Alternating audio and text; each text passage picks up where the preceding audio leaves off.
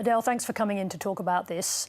I think what people want to know this evening is, beyond these facts that we've heard from the police today in Melbourne, looking across Australia, are Australian children safe in childcare centres? I don't believe they are at the moment. If you look across at the data, at least one report a day of sexual misconduct comes from childcare centres, which is a heck of a lot. And if you have a look at, in New South Wales in October, 3 people were charged with sexual assault of children. 1 is now in jail. Now, one thing that I want to be able to understand, if you're working in a childcare centre, can you be with children alone and unsupervised? Is that allowed? It's not meant to be allowed. There's meant to be 4 eyes on a child at any time. If you take a child to the bathroom, there's meant to be 4 eyes on the child. But clearly it's not happening when you're seeing so many cases across the country over the years. You wonder what's happened. You know, the case of Ashley Griffith, he was in childcare centres for 20 years, many childcare centres, and he had a tripod and was filming kids. So where's the supervision? So you spent a lot of time over recent months looking at records, particularly in New South Wales. So what are those records showing us about?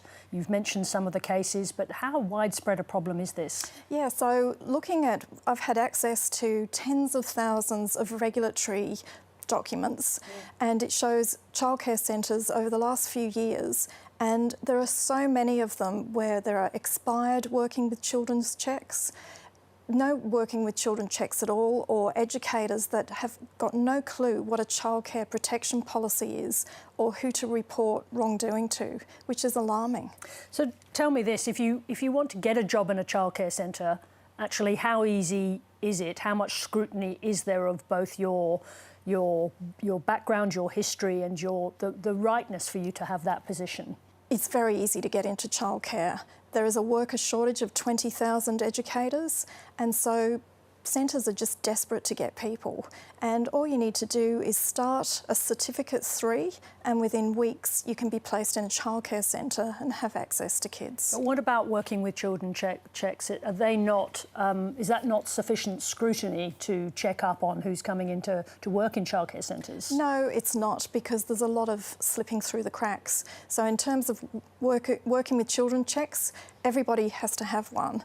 But if, for example, you're in the ACT and you're being investigated and you're suspended, you can hop across to a state such as New South Wales or Victoria, and because of privacy issues, you can just get a working with children's check here and off you go. Are you saying that someone can actually do something wrong, can mistreat a child, and if they're not criminally charged, there's no national register? There's no national register.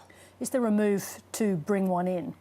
Well, there's been a lot of calls for it, but there doesn't seem to be any move at this point. And one thing I wanted to ask you, when you've been in to talk about your investigations into this sector recently, you've talked a lot about the 4-sector profit. Now, I'm not talking about this case today, but do you think that is part of this problem? You've talked about standards in childcare. When it comes to the actual mistreatment of children, does the for-profit element of childcare make a difference? I think you can't ignore the fact that you've got 75% of childcare centres now are for profit, and they're putting profit before safety and care. And so there's a gaming of supervision. You're meant to have a certain ratio of child to teachers, and that's not happening. Now, we're hearing the Prime Minister talk a lot about childcare. He talks about wanting it to be his legacy when he leaves office. There's lots of money going into providing new childcare places, which we know are needed, but are we moving too fast? Are the standards too low for the speed at which we're going to get more childcare places available? What the Prime Minister is focusing on is affordability. He's really ignoring safety. So what's next? What should happen? At the very least, there needs to be a childcare commission set up that's national. There needs to be better enforcement. There needs to be better resources for the regulators.